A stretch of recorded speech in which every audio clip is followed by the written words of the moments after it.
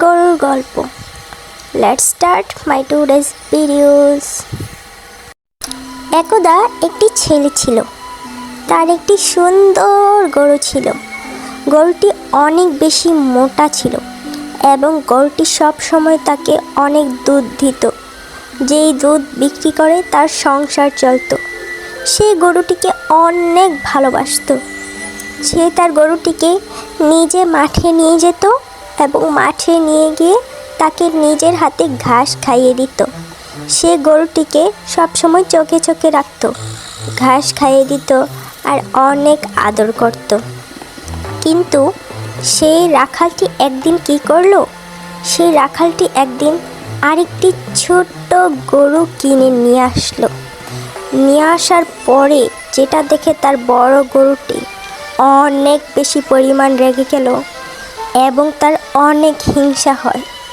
কিন্তু তারপর থেকে রাখাল ছেলেটি তার ছোট গরুকে অনেক বেশি আদর করত। বড় গরুটিকে আস্তে আস্তে আদর করা বাদ দিয়ে দিল। ছোট গরুটিকে সবসময় মাঠে নিয়ে যেত, ঘাস খাওয়াতো, অনেক আদর করত।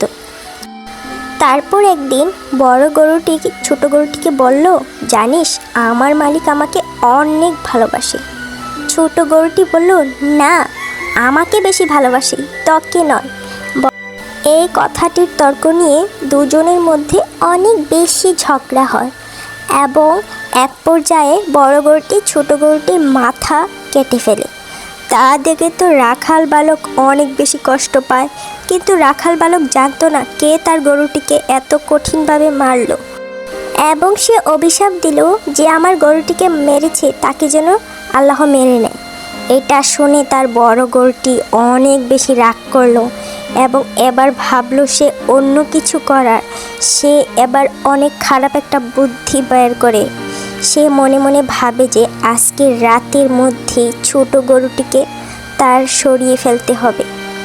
তারপর ছোট গরুটি যখন গোয়াল ঘরে ঘুমিয়েছিল তখন বড় গরুটি ছোট গরুটির কাছে যায় এবং যাওয়ার পর সে গরুটিকে পিছন দিক দিয়ে ছুরি দিয়ে অনেক জোরে আঘাত করে। গরুটি সাথে সাথে মারা যায়।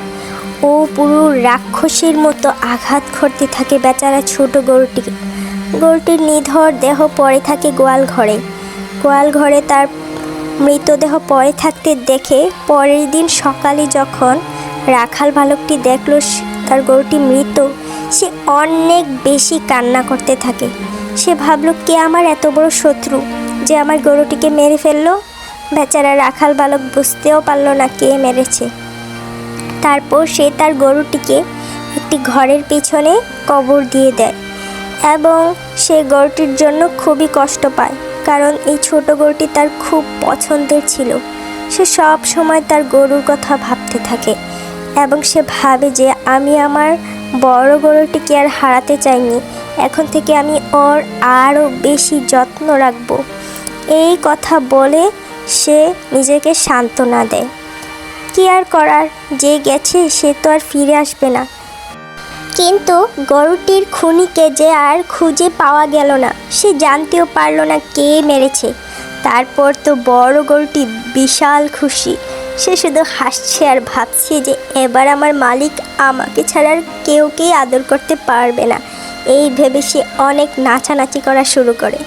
তারপরে তার মালিক ঠিকই তার আবার আগের মতো যত্ন নিতে শুরু করে এবং সে যাতে আর কোথাও হারিয়ে না যায় তার জন্য সে তার অনেক বেশি খেয়াল রাখে। কিন্তু এই বড় গরুটির কাজ খুবই খারাপ এবং জঘন্য ছিল, যা বেচারা মালিক আদৌ জানতে পারল না, কোনোদিন জানতেও পারবে না।